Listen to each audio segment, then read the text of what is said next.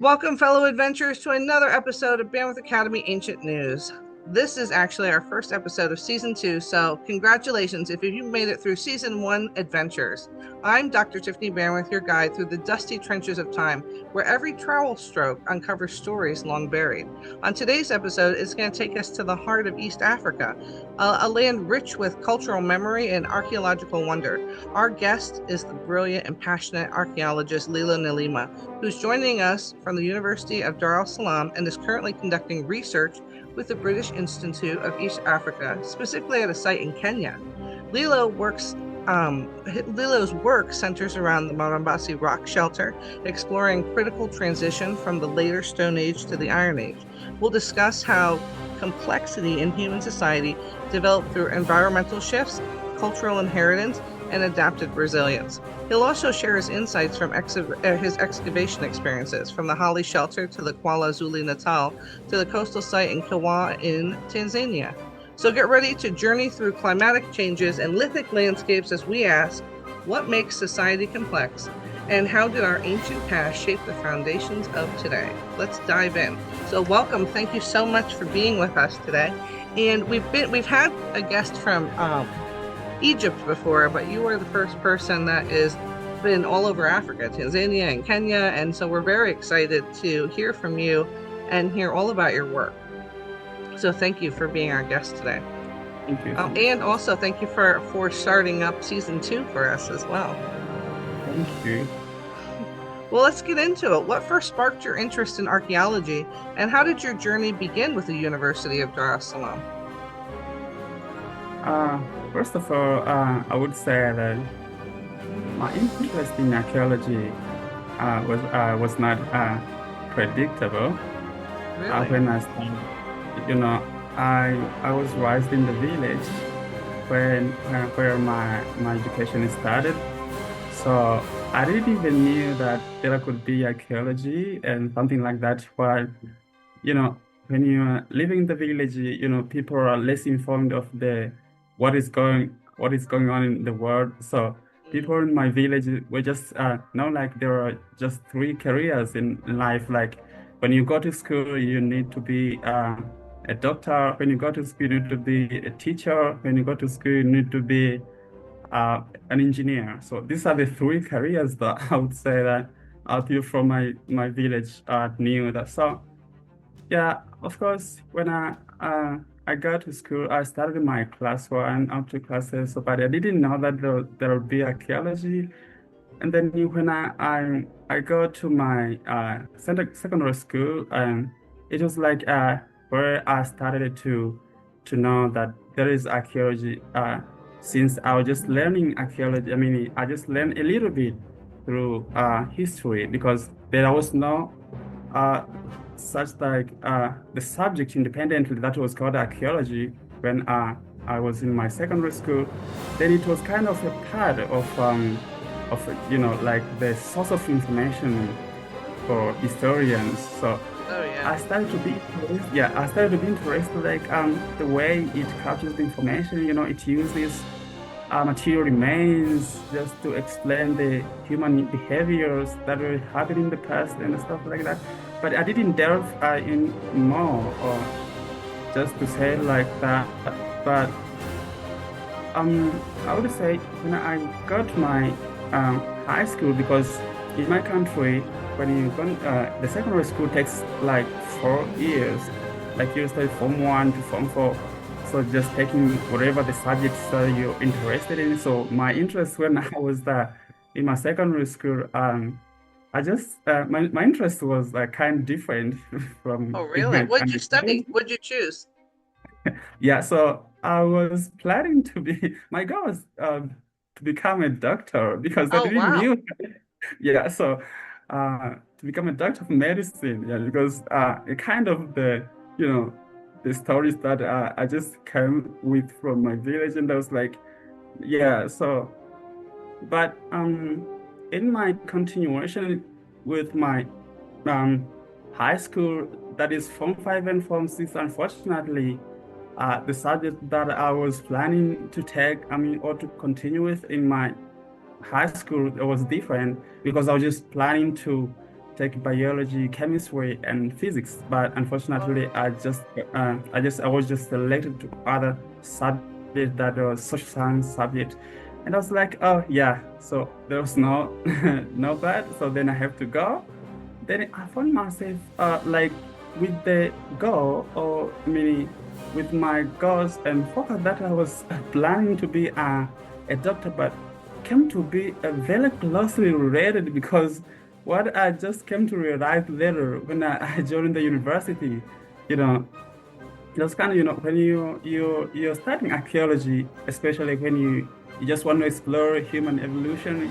So most of things are just coming here or about biology, chemistry, and I was like, yeah. So does it seem that there's something that I just thought of being a doctor or just exploring more human stories, So yeah. I was like, yeah. So when my journey at the university, I mean, when I finished my high school, then it comes to go to the university, Mm. and then the kind of, the story was a little bit because I was supposed to enroll to the university in 2019, and then at that year, so I had no loan just to end up my studies at the university. So I decided to stop it. And at that time, I was admitted in a different university from the university that I was planning to go because I Oh, just wow. planned from my childhood. I have to go to the University of Dar es Salaam because the University of Dar es Salaam is kind of the biggest university in Tanzania, and of course the very prestigious university. Yeah. So, but at that time, in 2019, I was admitted in different university, which is uh, called Mzumbe University, but there was a different course that I was admitted in. And I was like, because I had no loan just to enable my studies at the university, and I was like, I have to stop and wait the next year so that I can apply. So, but my mind was just rolling, applying to my dream university, and I was like, yeah. So I stopped that year, and the next year I applied at the University of Dar es Salaam. Yeah, I just applied a list of courses, like archaeology was in, but I was not sure. I was not sure like archaeology what it's gonna deal with. But I just had a little bit information from my high school that archaeology is closely related to what I'm planning to do. And I was Yeah. like, yeah, so let me put archaeology as my first option. Then I was like, when it came, I was selected to go to start archaeology and geography at the University of Dar es Salaam. And I was like, yeah, the journey started, and yeah, it was so amazing because I found myself just delving everything. Archaeology as it's a very wide discipline. I found it very interesting discipline because it just takes you into different angles. If Mm. you start biology, you start chemistry, you start, history, you start everything that. And I was like, yeah, That's that for is you. yeah, yeah. So and that was the I mean 2020 then when I was admitted at the University of Dar es Salaam after stopping the 2019. Then the next year, that was 2020, that I was admitted at the University of Dar es Salaam. So this is how my journey as an archaeologist started at the University of Dar es Salaam. It's pretty, what's funny is like I have like almost the opposite story is I was originally now I have my doctorate in biblical archaeology, but I started as an undergraduate in forensic archaeology. So Yeah, I yeah, was hoping to do archaeology and then have a focus in forensics. But I guess my local university decided that they wanted me to do forensics and yeah, then a little bit of archaeology. And so I had to switch majors, but I ended up taking a lot of medical classes and a lot of police classes. So I have like a lot of cop classes. So I ended yeah. up switching it up too. So you don't just work with Dar es Salaam. You are currently developing research with the British Institute in Eastern Africa. So can you tell us a little bit about your project of the Mlambarasi Rock Shelter? Yeah, I'm currently at the British Institute in East Africa in Nairobi, Kenya, and I'm trying to develop my research proposal, which I'll later uh, go and do my research project at the Mlambarasi Rock Shelter in Tanzania. So my research proposal is basically based on the uh, tracing the triggers, tracing the triggers or drivers of complexity during the transition period between the later Stone Age to the Iron Age. So, yeah, so specifically my questions that I want to explore on this topic are kind of three questions. So I'm still developing the project. So the first question which I just want to know is that, I just want to know how environmental change fueled complexity during the transition period from the later Stone Age to the Iron Age. But the second question that I want to explore, I just want to know that where social complexity during the transition period was just, the result of habitual behaviors or some changes of behaviors that adapted from pre-existing groups. Like when I'm saying the behavior that were just adapted, I just want to explore if the social complex that were seen in the Iron Age, where these social complexities as a result of cultural innovations or cultural practice that have been adopted from the previous or pre-existing groups, or the kind of, the new behaviors that rather than adoptions from the previous existing groups. Also, I just want to explore, like in the range broadening, like where people forced to go and stay in different vicinities.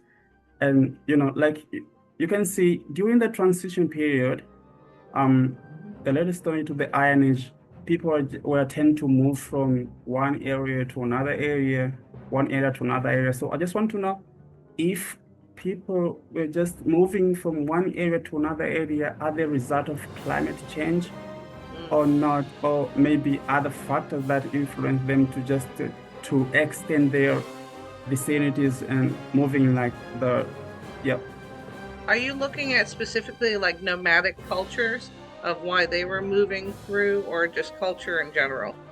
Yeah, I'm just looking at culture in general, especially the social cultural practice, but also technology, Mm-hmm. like the technology complexity that arises during this transition. Yeah, Wonderful. How long do you think until a year or two until your paper is out? like the time that will take How to long? write. Yeah, how long do you think, in case anybody wants to follow up and read your paper, how do you think that you're about 2, 3 years Uh, out from it being out? I think I'm planning next year, maybe around July, will be ready. Okay. Yeah, next year Wonderful. around So if July. anyone out there is interested in reading his paper, especially after you watch his interview, it should be available by next July, or we'll give him Yeah, a yeah. grace period next year, sometime 2026. So then, what fascinated you most about the transition between the later Stone Age and the Iron Age? Yeah, yeah. So what fascinates you about that time period? What drew you into the transition period of the Yeah, Stone Age to the Iron Age? yeah, sure. What fascinates me more about the transition between the later Stone Age to the Iron Age, I just want, it's technology.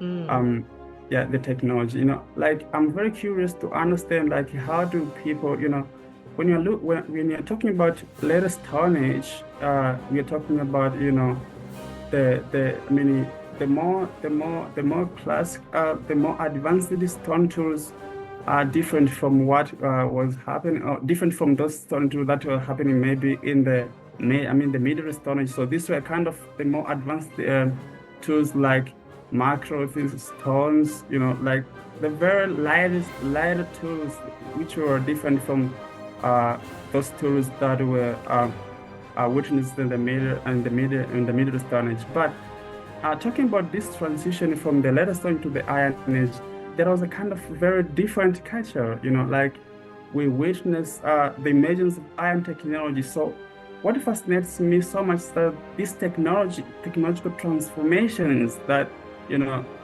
which observe like how do people were able to transform from from using stone tools to the iron, and what triggered them to use, I mean, to be creative, and like to be creative, like they understand like iron tools, how just to use iron tools, Yeah, like that. Like yeah. how do people just transform from using stones to the irons, or maybe uh, something like that.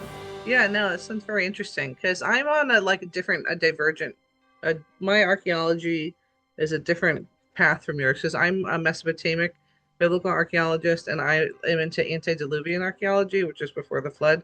So it's like a very different thought processes. It's a very different information. So I am wildly interested. Actually, one of our past archaeologists, Lee Bayless, he was on here a couple weeks ago, and he was talking about how he was comparing like the Roman age to Iron Age roundhouses Okay. in Britain, and just seeing literally two different technologies. To your point, living right next to each other with the Roman occupation of Britain. So it is very interesting. Um, Okay. so for people who don't know what complexity is, what you're talking about in archaeological terms, how would you explain that to someone who doesn't know your field? How do you define complexity in archaeological terms, and why is this important to your study? How would you tell someone who doesn't know about your area? Yeah. Well, complexity in simple term, we can say like, this is a kind of hierarchies, some sophistication is when, complexity can take part through different dimensions.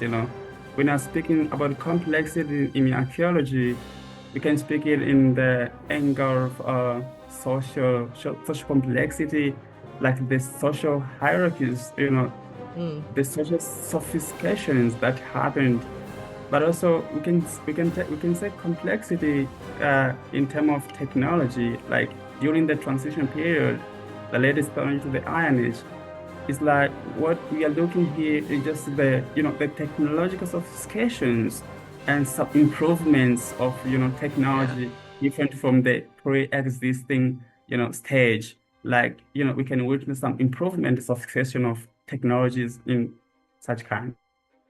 Yeah. There's some interesting. So your specific interest is when they went from working with rock to working with metal. It reminds me of in ancient Egypt, they have a few odd items where they're made of metal and they should have been able to have the iron ore and whatnot. And they discovered Okay. with further looking through it that they were collecting iron from what do you say? Not comets, but meteors. They were using the metal from meteors in Okay. order to use. So it's like it is very interesting. I think even King Tutankhamun, King Tut, he Mhm. had a little dagger that was made from the metal of a meteor as well. So let me see here. So I don't know if you want to talk a little bit about your paper because I do have some things in there, but we could just say in general, what role did climate change play in fueling complexity? What would you say there? Yeah, this is among the questions that I primarily mentioned when I was talking about my question that I just want to explore. Like my first question, as I say that I just want to explore like what the climate change fueled the complexity during the transition Hmm. period. During the late Stone Age transition to the Iron Age, we can witness there were some climate changes that were happening during this period, and Mm. especially it was happening the so-called the late Pleistocene. So this Oh yeah. the especially in East Africa, it was you know associated with some uh, different types of climates in different regions Yeah. in East Africa. And especially when you look at in my area of study, which is in southern Tanzania, during this period, which commences on 26,000 years ago. So this during this period, the kind of dryness and aridity that experienced in this area. So what I'm going to explore is that was the climate change or would this aridity trigger people just to move to different areas? Was this climate Yeah. condition change just triggered people to change behaviors and technologies, you know, so Yeah. as to be so as to adapt to the current situation of that particular time? Yeah, something like that. Oh yeah, and it is very wise because it makes sense because if the aridity is up in the central core lands and there's not rivers and stuff, they're gonna have to move towards a water source or dig wells, you know. So it is Yeah. very very good information. Because you can see even during this period of time, I mean, the late Pleistocene stretching to the Holocene epoch, which is about 12,500 years ago. I mean, when the Holocene epoch started. So we can reach to some places in East Africa, especially, you know, like the so-called Lake Victoria, in Hmm. which is found in East African Tanzania too. It is seemed like during this period, the lake dried up, and later, Wow. like I just want to do comparisons. Though the climatic conditions were a little bit different in East Africa, so, but I just want to do I mean, the comparison of different climates, especially in the southern highlands, Tanzania, by which my area of start is found. So how do these climate conditions, climate change, trigger different Yeah. technologies of the humans? Yeah. And yeah, Absolutely. I think you're on something too. I think it's going to be a very good paper because, you know, if there's no water, they're going to have to be innovative. They're going to have to fight to survive. So that's, where they say that the necessity is the mother of all invention. So they need water. So if it's dried up, if Lake Tanzania or Lake Victoria is dried up, they're going to get their drinks? I mean, very good, very spot on. Um, well, we'll look forward to reading more about that too. Tell us about your experience working in the Holly Shelter in the KwaZulu Natal with the University of the Tübingen team. You've really worked with a lot of places. I mean, you're really doing very well since you switched out of medicine to archaeology. Look at all these universities that have paired up with you. But yeah, tell us a little bit more about that. yeah. My experience working with the Tübingen University in Germany, associated in South Africa, was, it was so much amazing. How it started. But because participating in this archaeological project in South Africa was like when I finished my undergraduate in 2023, then I was like, I just want to attend physics, and at that time I had no any experience that related to archaeology, and I was like, where I can find experience, and especially I just wanted to collaborate with different international teams. And I was like, yeah, because I had my Twitter account, yeah, which is currently Yeah, X yeah, account, yeah, and I was like, yeah, so I have to use my account just to reach out to people from my discipline, especially seniors, like just inquiring them if there is an availability of project or an opportunity that they have at that time. And I was like, yeah, and I was trying to reach out, and I reached out to someone, and I was like, yeah, inquired him if he'll be having any project at that time and stuff like that. And he was like, yeah, of course, later I'll be having a project in South Africa, and if possible, you can send me your documents and CV and stuff like that. Then we will see later what will happen. Then yeah, I'll let you know. That was like, yeah, I sent everything. Uh, and later, after some months, he got back to me, and I was like, yeah. So I was very, very interested with your background a little bit because yeah, yeah. he was just because I sent him everything. I just sent him my CV. At that time, I had just my field school experience that I had for 2 years when I was at my university. I just excavated, but in the same place in southern Tanzania. So yeah, I had a little bit experience from my field school, but I had no any experience different from my field school at that particular time. And I was like, the experience in South Africa was the first out of campus experience. Yeah, so yeah, and he was like, yeah, okay. I think we wish to have you in our team in South Africa. Like, yeah, I was very, very happy to Yeah. hear that. And later, yeah, he came up just to he sent me the ticket and stuff like so. So yeah, I participated in that. It was a very, very, very, very vibrant experience for me because I just worked with different people from different countries. It was not kind of maybe people just coming from Germany because it was a German project now, but it was a diverse team from different countries, almost like six, seven, because it was people from Zimbabwe, people from Tanzania, yeah, people from South Africa, people from France, people from Germany and stuff, and yeah, and so yeah, so it was a vibrant experience for me as an archaeologist, and I learned a lot of, like I was exposed in different methodologies that the country used in archaeology, but also other skills that I never I never had before, like working with different teams with different backgrounds, so you are going to experience different things and yeah. That's so good too, because then it really talks to the students. So students you're watching, you want to get involved, you got to reach out. It's not always going to come directly to you. You got to get on Twitter, which is X. You can go on LinkedIn. You can just write the teams themselves and look at the doors it opens up. So he got to go on this right out of college. I mean, very cool. So you Yeah. obviously, Lilo, are a go-getter. You go out there and you get things done, and it shows because when you look at your track record of all of these different institutions that you're working with. It's really incredible. Let me ask you one more question before we take a short break. What kinds of lithic or faunal analysis did you take part in, and what did they reveal to you? Uh, the lithic analysis,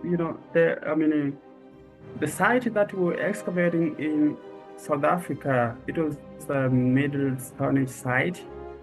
And specifically, we're just trying to trace, the environmental changes during the Middle Stone Age in the interior of KwaZulu-Natal, Hmm. you know.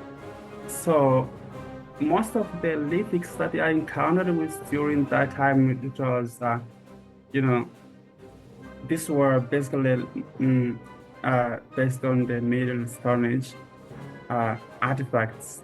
But also, there were other, different from lithics who did so many things because, at the site there are microfauna, fauna that Yeah. we had taught it from.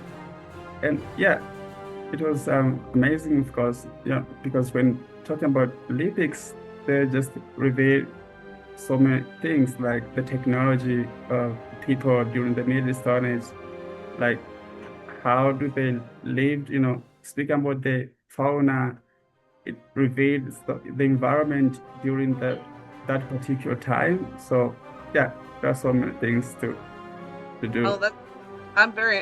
I was this summer. So I'm an archaeologist, but I go on paleontology digs. And this summer, Yep. I was chosen to go on a Jurassic dinosaur expedition, which was Oh. I never thought I'd ever get to do that. And Hmm. when we were there, I went to Utah in the beginning of the summer because I'm on an academic calendar, so I can only dig really when we're on vacation from school. And it was Yep. so interesting because even at big dinosaur Jurassic sites, they Yep. also take samples of the microfauna like the pollen. They're looking Okay. for ancient pollen so they can see, much to your point, what the vegetation was, what type of plants they had. And so even when you're dealing with dinosaurs, the stuff like pollen and microfaunas are so important. The information is so important. So that is very cool that you have that type of analysis just already under your belt. Because I had been dealing with on the other type because I was on the Luna settlement and some other things, and we that was the first time we ever really touched in on the microfauna. So Yeah, you got yeah. it straight out of the gates. Well, we're going to take a short break, my friends. Go to the bathroom, get a drink, get some crackers, but whatever you do, stay tuned, and we'll be back in a flash.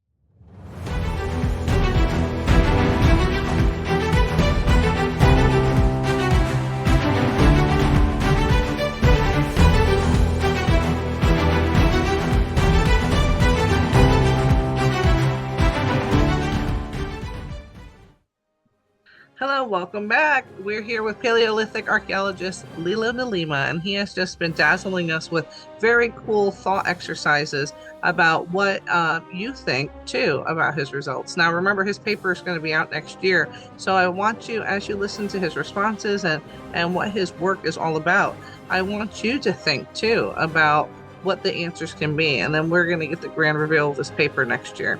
So, we've been talking about how prestigious university after prestigious university has been working with him right out of the gates, right out of college. And not only that, but he worked with the University of Louisville as well. So it says, yeah, you've excavated in the Kilwa site in Tanzania with the University of Louisville as well. What stood out with you about that project? Huh. Yeah, my journey working with the University of Louisville uh, and Kilwa, it was kind of the same stories which was I shared with uh, the University of Tubingen in South Africa because you know at the first step that you know it was kind of I reached the professor at the University of Louisville, an archaeologist, and just inquiring Mm. if there was an availability of any project or opportunity, something like that. And he was like, yeah, so I'll be having a project next year, and then I'll let you know when everything uh, stay line. And I was like, yeah, I just waited for that particular time, and I was like, yeah, later next year, I mean, this year, because it was the last year that I just communicated with him. And so later this year, I mean, it was around May. It was around May, and he reached out to me and was like, "I'm coming to Tanzania just to do my project because he is specifically uh, doing African Stone Age, you know. Oh, So he's exploring the human origin, the spatial just most of his projects are just based in Africa, so especially Tanzania at the coast of Tanzania, which is which consists of Kiro sites and the other side along the coast. So he reached out to me and I was like, I'm coming to Tanzania. I was like, okay, yeah. That was also my that was also my chance to work with the University of Louisville, and I was like, yeah, it was a very nice project. I excited it was a very nice project. Yeah, because it took me like just to learn so many skills because of course it was a big team to when I speak up with the team, it was a big team. It was not only just the university, I mean the team from the University of Louisville, it was consisted of other experts from other universities because when you're an archaeologist excavating the site, you must have other people who are different, who are coming from different disciplines, but they must contribute in just making a project coming to complete. Yeah. So we're having geoarchaeologists from the university. I mean, the certain university, I'm not remember where, but there was a doctor from what among the university in Norway, yeah, from oh, Norway. wow. Yeah, but also there are other people were, I mean, philosophy specialists, were just coming from University of Wits. I mean, Wits in South Africa. The other were coming from the University of, I don't know, a certain university in Portugal, and the students, some students from the University of Louisville. So it was a vibrant field work because Yeah. it exposed me to different methodologies to which were kind of new to me because when you speak about the excavation, you can find different countries that just having their system of excavation. The system that I was exposed to during the project in South Africa, a kind of different system of excavation, because it's a kind of German system of excavation, which was a little bit different from Mm. the University of Louisville excavation system that they use. So they kind of I was just exposed to different methodologies and how Yeah. doing excavation with different team, but also different instruments that I used in the site. Like we were able to launch drones, just to map the whole area. You know, Oh yeah. but also I was just exposed to the use of total stations. Like I handled total station from the primary stage. So I became an expert of total station at that time. So, and this was the result this project. So, and I had so many other tasks that I was exposed. Yeah, but also I just got so many It- experiences from my yeah. colleagues, students from the University of Law, because they're just having different ideas and stuff like that. How archaeology in America is just sharing experiences, archaeology in America and archaeology in Africa, especially Tanzania, how it look like, and yeah, something like that. It was a Well, very, I very mean, you're also dealing with archaeologists from all over the world, like you said, Norway, Portugal. How was everybody communicating? Did everybody speak a common? Was everybody speaking English, or were the Norwegians having a translator and the Portuguese a translator? yeah, How did everybody come together and work? yeah. Everybody speaks English. Everybody Oh, speaks English. I never assumed So, that. That's why I thought I'd ask. I remember the first time I used an but air but but scribe. But also, of Yeah, course, we're just converged with the same with English, though people they just having their mother language so they can speak. So if you say them, if you want to speak French, then they can speak French. If you want to speak Danish, then they right. can speak Danish. But they Yeah. they understand English, so we were just converged with the same language. It's English, though we're just Oh coming from wow. different backgrounds. Yeah. I remember the first time I used an air scribe, which I don't know if you use it in Africa, but here I never had to use an air scribe. I was always digging in sand. And then this last summer, I was digging in rocks. And so instead of having to chisel it, they have like an air scribe that it blows. I don't know if you've used it, but it's like a little, looks like a pen, and it shakes and it blows air and it just blasts rock out of the way. Like I couldn't believe how wonderful this technology is. And of course, I have to go back Uh, to my regular dig sites, no air scribe. And so mhm. I can only imagine all the diverse technology you got to use. Well, then we touched on this. So, how does working on international excavation teams shape your understanding of collaboration in archaeology? So, I think you touched on that, but really, you have been working internationally with not only universities from all over the world, but individual teams of archaeologists have come over, students from all over the world. So, you touched on it, because it gave you a different opinion on how the German teams do it, the American teams do it, but Yeah. you as the one are putting this all together. Is it having an effect on how you do archaeology? Do you take the best attributes of everybody's way and make your own really great style? How's it affected you? Yeah, of course, working with the international teams, is impacting me, in different ways, like when speaking about, exposing different technologies, as we can say, when you're speaking about different countries, they're just having their technologies, So speaking about the collaboration, the international collaboration is first of all, it has exposed me into different technologies which I never been in use before. But also different other skills that I never learned during my undergraduate, then I just learned them in the field, practically. And but also it has improved my networking because I have a bunch of networks of people around Oh the world yeah. now, archaeologists.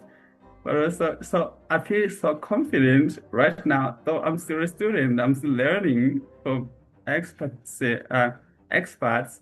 So, but currently, I can feel that I have already improved myself in archaeology because I have people who I can reach out and say if I have a problem that they can help me. So I would say that I have improved my network and but also just communication skills is another thing, at the first instance when I was, you know, starting to collaborate with the international teams, I was like very nervous, like, Yeah. coming from from East Africa, and the first time I was exposed in the international teams, different people, very different people, you know, like I was kind of, scared of doing things constantly, but at the time that was going on, it was like, yeah, getting used to the environment is like, yeah, now I'm confident, I'm confident and I'm Yeah. comfortable doing Yeah. these things. Yeah, yeah. Oh, I love that. So then, what was your biggest challenge then? So we've talked about the positive. What's your biggest challenge conducting field work in East Africa? Whether it's logistically, politically, environmentally, what would you say has been a difficulty? Yeah, in terms of challenge of conducting field in East Africa, there are some challenges that like you can find some sites just in the remote areas, like it's difficult to access the, Oh, like I mean, my recent project that we were just doing in Kilwa, it's a kind of site which is located at the middle of the forest, and I was like, we oh was wow. like having to travel, some hours just to reach to the site, and the site is kind of at the middle of the forest, and when you speak of the forest, you're going to encounter so many animals that Oh are in the forest, yes. and we just set our tents at the middle of the forest, but we had a guard. We hired a guard just to make sure that everything's gonna be all right. And then Yeah. because we were just there in the middle of the forest, then it was kind of, we were just staying away from the from people. You cannot see any like houses because you're in the middle of the forest. You have just set tents of the middle of the so kind of Wow. difficult just accessing some services, like when you want to do something uh, that is related maybe to buying something, you have to plan to go to Oh the yes. to get it somewhere. So it was yeah, this is kind of some sites are just in the remote, very remote, so to access them. But other How long another do you stay problem. out there all at once? So when you travel a couple hours to the middle of the forest in Kilwa, how long are you out there before you come back to civilization? Like, do you stay a couple of months or a couple of weeks or? Yeah, because for example, I mean, my recent project in Kilo, we just stay for a month, for a month. Oh, Yeah, just a month wow. and a week, just a month and a week this way. So it was So you gotta kind have of, enough food, you gotta have everything that you're gonna need all for the whole month. yeah, of course, because traveling, because at first we just traveled from Dar es Salaam, which is the mega city, and then traveling to Kilwa, which is the city. Then we had to travel by boat, just crossing the ocean to find the site, which was at the next part of the, you know, because you can say this is Kilwa, but you have to travel by boat almost 50 minutes just to Oh, access. wow. Yeah. Just to access the site, which was on the next part of Kilo town. Yeah, so even the services that if you want to get some services from Kilo town, then you have to travel by boat in almost 50 minutes, just going back Wow. to Kilo town to get services. So yeah, it was You kind. have to be prepared. That's pretty adventurous. It's like Yeah, almost out of the movies. yeah, but also you can find, like other problem, when you're working with the remote sites, you can find sometimes it's difficult to access some like water. The availability of water was a little bit difficult. Just we Oh, had to dig some wells, because we're just working with some locals. So we just like we have to ask them that what we can do, like what are the right. alternatives that we can get water. And, like it was Wow. difficult.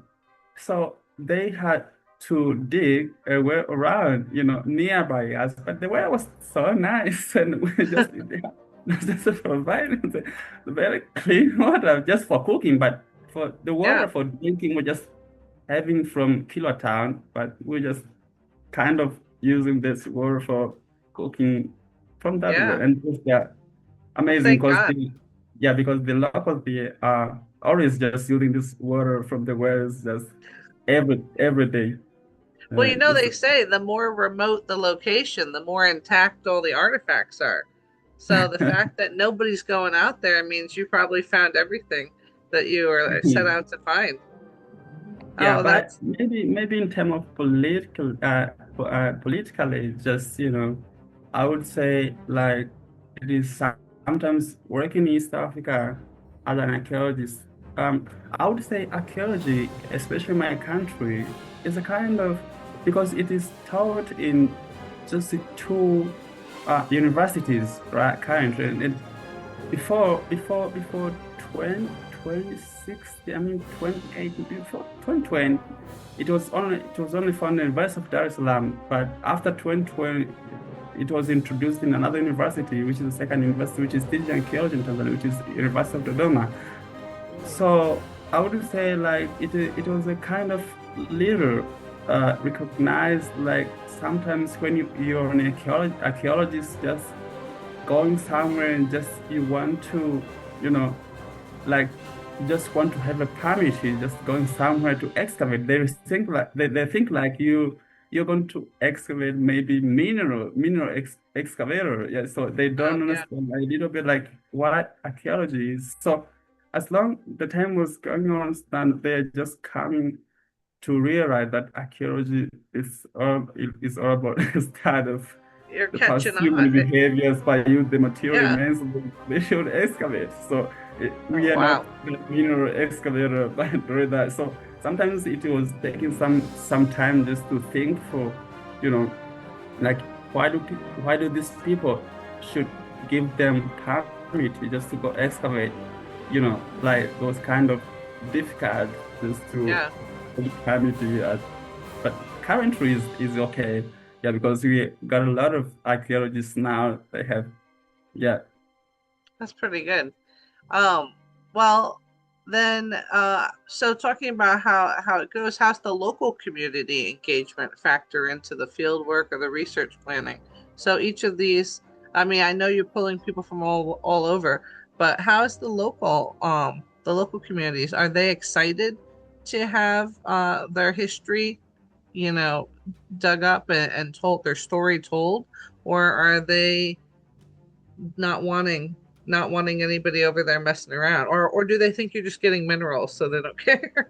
you know Yeah, of course. Well, when we speak about the local communities, especially in more recent project in Kilo, we have involved so many locals, especially others who just training them how to excavate, just helping with in excavation, Mhm. like telling them when we go there what you want to do. We are not the mineral explorer excavators, but we just want to trace their history. So when we first land to the site, we first go to the to the local administration and explain, like we just want to have some local source so we can involve them. Sometimes we're just calling some meetings, the local meeting that we can educate them. Like Yeah. we are here just doing this and we are not excavating minerals. Though at first they were just thinking maybe, these people, they're just coming to excavate our minerals. Like I can say among of the example, there was a certain researcher who was excavating in the central part of Tanzania. So the locals were not informed that what do these people are doing in this area, Right. Yeah. like when they excavate and they go back home, they find, the next day the locals have gone there, just extended the trenches some meters away, but because and they excavate them. I mean, they extend the trench during the night. They go there during the night and they Oh excavate wow. them. Yeah, because they're just thinking that maybe these people have just, you know, have just been excavating some minerals here. So they just destruct your trenches, like Oh you wow. find Yeah. yourself tomorrow going back to the site and on the trenches Oh running, yeah. excavated, Did So they these are did you yeah, recover the these are kind of artifacts, thinking. or Yeah, so this was an example of the certain risks Yeah, of the central part, but it was not ours. So the kind of the the perceptions of the locals. So we were just to sometimes we will just take our time just to educate them that what you are doing, and then they were very excited, like explaining their histories, like what was happening maybe 26,000 years ago. It's like, how possible this, like they are very excited to hear, like, how do the ancestors live some thousands of years ago? So, of course, in our project in Kiro, we were just involved many locals are just excavating, just leading them in excavation, like, you have to do this, you have to do this. So, but they're just doing the task that we're just yeah, telling them, like, excavating, but the other professional tasks we're just doing as professional archaeologists, like, yeah, right. seeing, identifying the artifacts after screening, like when you screen, yeah. So he might be excavating and I stand on the screen. So when bring the sediments, so I just screen. So if there is something that found in the sediments, it's like, yeah, this is it. So we just involve the locals, just but also just educating them that this is not mere exploration. It's just Yeah. yeah, it's about This tracing your history. Yeah. so so what you're saying is you definitely want the site to look the same from when you left it the night before and you show up the next morning. Yeah, they have to leave it for you. I agree. I've actually had not like the same type of situation, but the Yeah. whole trench was filled with water, and we had done some plaster coats, on various. This was a paleontological site, so we had plaster cast some fossils, and we were hoping it would dry, and then it was all just I don't know what floating. Um, let's see. Well, of all the places you've been, what is one artifact or structure or site that has left a lasting impression on you? What's your favorite place, your favorite thing that you've worked on professionally?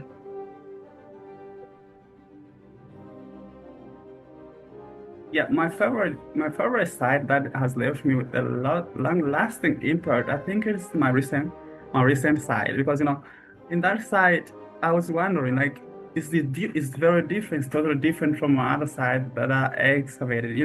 That at the first day that we landed the site, then the next day we did some pedestrian survey at the site, and it was like there is a lot of distribution of artifact on the ground. Just like this is different. A lot of Wow. the distribution of artifacts on the ground is very intense, and these artifacts are coming from different industrial periods. So there are artifacts that we are ranging from the Middle East, and artifacts of the latest tonnage, but they were all in one vicinity. So you can say that it was a big, a wide area that you know the artifacts we are distributed is the kind of different from the other side that I was excavating. That you can select a small area just to Yeah. establish your trench. I mean your trench or your unit. But you never find, like, when you're working around the other area different from where I mean you start your trench is different. But this area, uh, the Kilo Archaeological Society it was kind of different. So the big area, but also the artifact they find that very very distributed over the surface. So Wow. yeah, it was a very very interesting site for me. So Yeah. the more recent, so that means as you're going, you're getting the better and better sites. So if your most recent site is the one you like the best, right? That means as your journey in archaeology Yeah, unfurls, you're getting to the things that you love the most. Well, what advice would you give other early career archaeologists on how to do just what you're doing? I mean, we know that Twitter and reaching out has really done a lot for you. What would you tell other archaeologists, early career? Uh, the advice that I would give the other area career archaeologists just to, you know, they have to be curious. If they want to do something, maybe for example, with something that I want to do with the transition, first of all, they have to be, they have to have a focus, but Yeah. also they have to seek guidance. Since I started collaborating with the international teams, I've been seeking so uh, many guidance uh, Yeah. you know, seniors and something like that. So it is a nice idea just to ask people who are above you and like if what something you want to do and they give you like direction that you have to do this, you have to do this, you have to do this.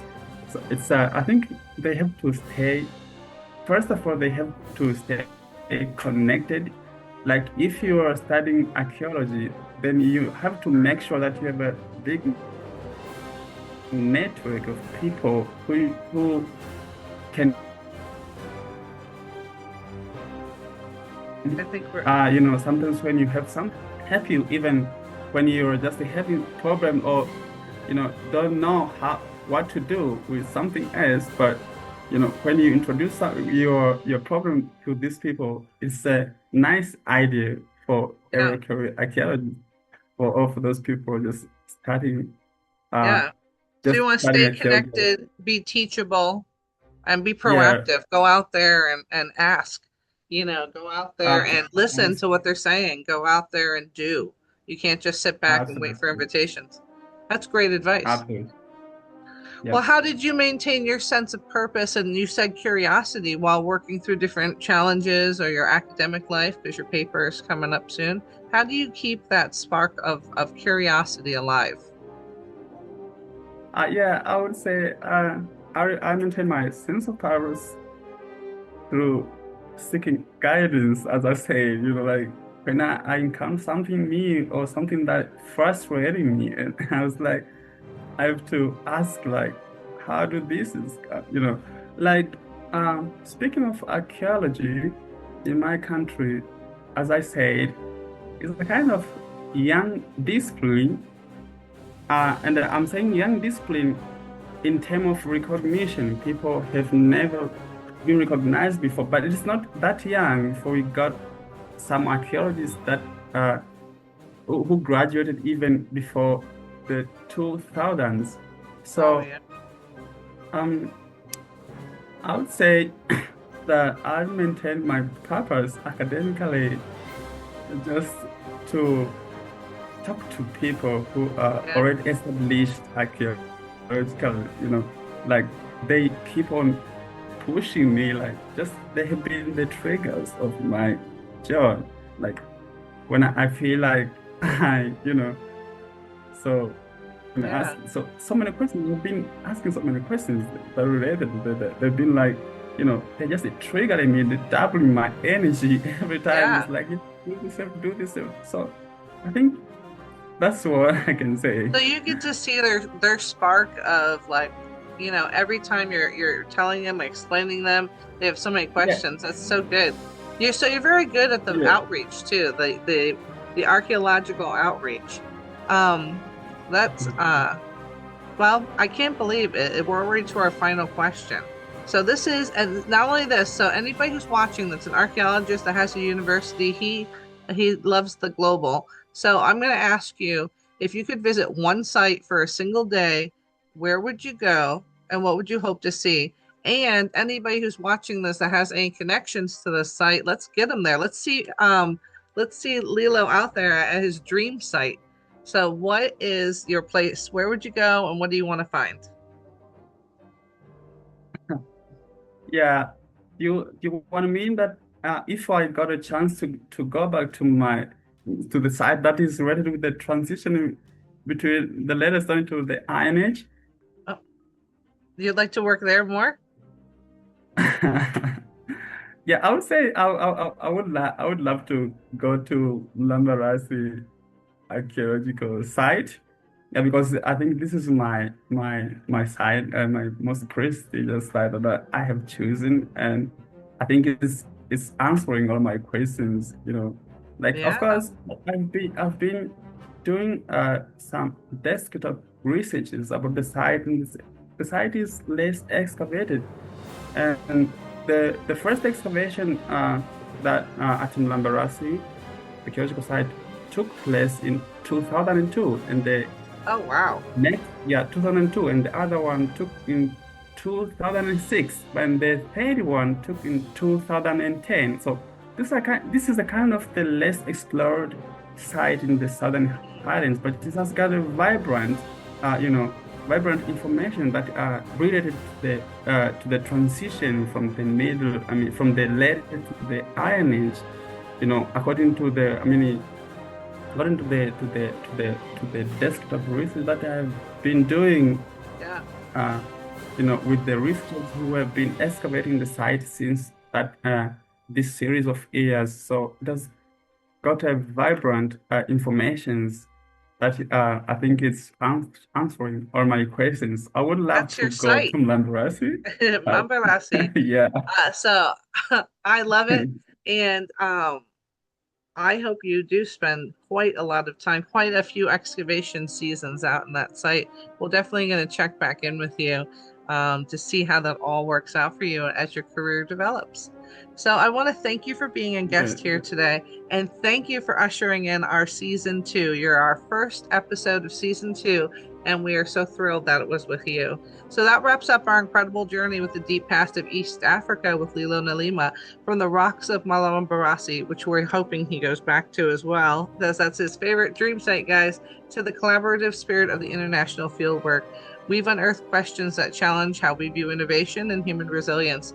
Lilo's dedication to uncovering the nuances, not just about the past, it offers insight in how we build our complex lives, even in the harshest environments. So, to all the student archaeologists, dreamers, or even time travelers, may you continue to question boldly, dig deeper, and explore widely.